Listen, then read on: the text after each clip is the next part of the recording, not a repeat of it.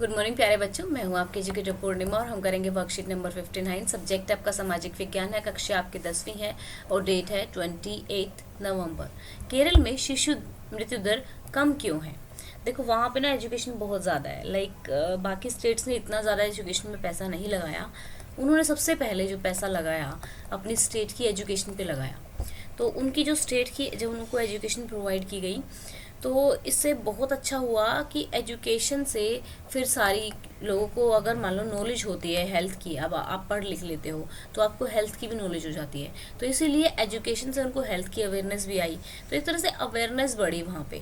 ठीक है, और जब लोग पढ़ लिख गए तो ज़्यादा जॉब भी मिलने लग गई उनको, तो वो लोग और ज़्यादा एजुकेशन की अहमियत को समझने लगे, तो फिर और अपने बच्चों को आगे। तो वहाँ पे एक तरह से बहुत बड़ा जो फैक्टर है एजुकेशन है।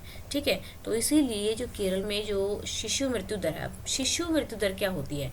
जब अपने इंडिया में कोई भी 1000 लाइव बर्थ होते हैं, ठीक है, यानी कि 1000 बच्चों पर जब जन्म होता है बच्चों का, तो 1000 बच्चों पे कितने बच्चों की मृत्यु हो जाती है जन्म देते हुए, तो उसको बोलते हैं शिशु मृत्यु दर। ठीक है, आपको अपनी एनसीईआरटी में से इसकी डेफिनेशन एक बार देख लेनी है, साथ के साथ इसको वर्कशीट को करने के बाद, या तो मैं तो कहूँगी पहले वर्कशीट करने से पहले एक बार चैप्टर पढ़ लो। ठीक है, केरल में शिशु मृत्यु दर कम क्यों है? शिक्षा और जागरूकता शिशु मृत्यु दर को कम करने में सबसे ज़्यादा सहायक होते हैं। केरल में उच्च साक्षरता दर और बेहतर स्वास्थ्य सेवाएं हैं, जिसकी वजह से वहाँ शिशु मृत्यु दर कम है। ठीक है, नेक्स्ट क्वेश्चन है आपका, क्या औसत आय के आधार पर विकास की गणना करना सही है? नहीं। देखो, अगर मान लो एक पर्सन की आय है 9,500 रुपये महीने की, और एक मजदूर है जिसे कभी काम मिलता है कभी नहीं मिलता है, उसकी है 500 रुपये। ठीक है, तो यहाँ पे अगर दोनों का एवरेज निकाला जाए कि एवरेज इनकम कितनी है, एवरेज दोनों का प्लस करके डिवाइड कर देंगे जितने नंबर हैं, तो कितना हो गया? तो 5000 निकली एक बंदे की। क्या एक्चुअल में ये बंदा 5000 कमाता है? नहीं, ये तो 500 ही कमाता है। लेकिन ऐसे ही हमारे देश में होता है, जब इनकम निकाली जाती है तो क्या होता है कि पूरे सभी की इनकम को, चाहे कितने भी गरीब हों, जैसे रिलायंस में वो बहुत सारी बड़ी बड़ी कंपनियां, उनकी इनकम को साथ सबके साथ प्लस किया जाता है। तो वहाँ से हम ऐसे नहीं पता लगा सकते कि सही डेवलपमेंट का तरीका नहीं है ये, लेकिन फिर भी बेटर है। नहीं, औसत आय के आधार पर विकास की गणना करना सही नहीं है, क्योंकि औसत आय से हर व्यक्ति की आय का सही अनुमान नहीं लग पाता। ठीक है, नेक्स्ट क्वेश्चन है, नीचे दिए गए कथन सही है या गलत?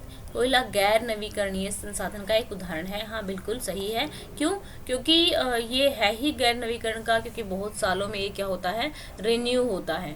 ठीक है, तो आपको इस तरीके से लिखना है इसको। नेक्स्ट क्वेश्चन है आपका, एक मिनट, भूमिहीन ग्रामीण मजदूरों के लिए निम्नलिखित में से कौन सा एक विकास लक्ष्य होना संभावना है? क्योंकि जो लक्ष्य है आपके लिए डेवलपमेंट डिफरेंट है। आपके लिए डेवलपमेंट जो है एजुकेशन है, आपके लिए आपके जो स्कूल्स का डेवलपमेंट होना वो ज़रूरी है। मेरे लिए लक्ष्य डिफरेंट है, आपकी मम्मी के लिए गोल जो होगा वो डिफरेंट होगा। भूमिहीन ग्रामीण मजदूरों के लिए निम्नलिखित में से कौन सा एक विकास लक्ष्य होना की संभावना है?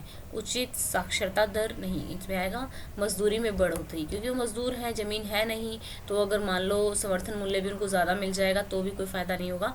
तो मजदूरी में बढ़ोतरी उनके लिए एक डेवलपमेंट गोल हो सकता है। भारत के डैश राज्य में, बिहार राज्य में साक्षरता दर सबसे कम है।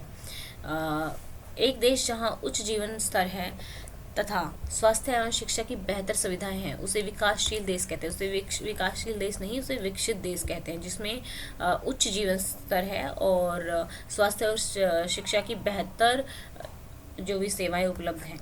ठीक है, नेक्स्ट क्वेश्चन है आपका, नीचे देखो, विकासशील, विकसित और जो गरीब देश होते हैं उनकी अलग अलग डेफिनेशन होती है। अब मैंने आपको कराई थी, नीचे कथन ए और कारण दिए गए हैं।